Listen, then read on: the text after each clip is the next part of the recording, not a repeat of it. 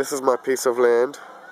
The date is the 26th of November 2010. By the end of the day, hopefully, this whole piece of land is going to be an RC racetrack for the RC Fight Club. Let's see how we go.